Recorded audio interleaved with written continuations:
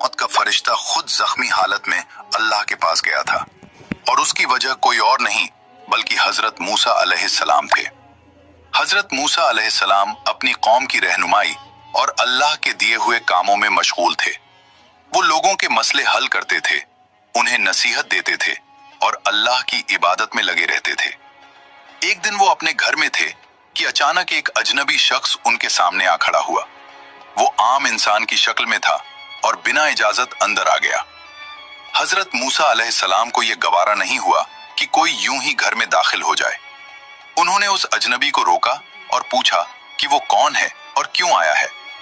उस अजनबी ने कहा कि वो अल्लाह की तरफ से उनकी रूह लेने आया है, लेकिन उसने ये बात इस अंदाज में कही कि हजरत मूसा अलैहिस्सलाम उसे कोई आम आदमी समझ बैठे। हजरत मूसा अलैहिस्सलाम ने उसे डांटा और आगे बढ़ने से रोका। उस अजनबी ने जोर दिया कि वो अपना काम करने आया है। बात बढ़ी और उसी लम्हे हजरत मूसा अलैहिस्सलाम ने उसे एक थप्पड़ मार दिया। उस थप्पड़ से उस अजनबी की आंख जख्मी हो गई। वो अजनबी दरअसल मौत का फरिश्ता था। वो उसी हालत में अल्लाह के पास गया और अर्ज किया कि आपने मुझे अपने एक बंदे के पास भेजा और उसने मुझे चोट पहुंचा दी।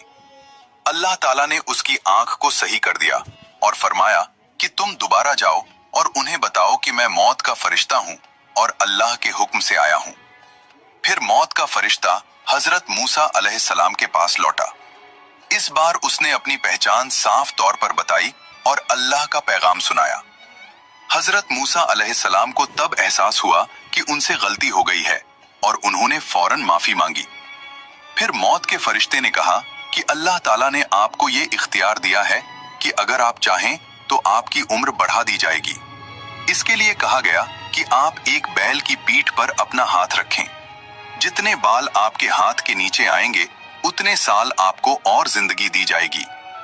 हजरत मूसा अलैहिस्सलाम ने यह सुना और पूछा कि उसके बाद क्या होगा।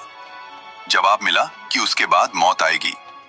तब हजरत मूसा अलैहिस्सलाम ने फरमाया कि फिर अभी ही अल्लाह से मुलाकात बेहतर है। उन्होंने दुआ की कि ऐ अल्लाह, मुझे मुकद्दस जमीन के करीब मौत दे। अल्लाह ताला ने उनकी दुआ कबूल की और वहीं उनकी रूह कब्ज की गई। बहुत कम लोग जानते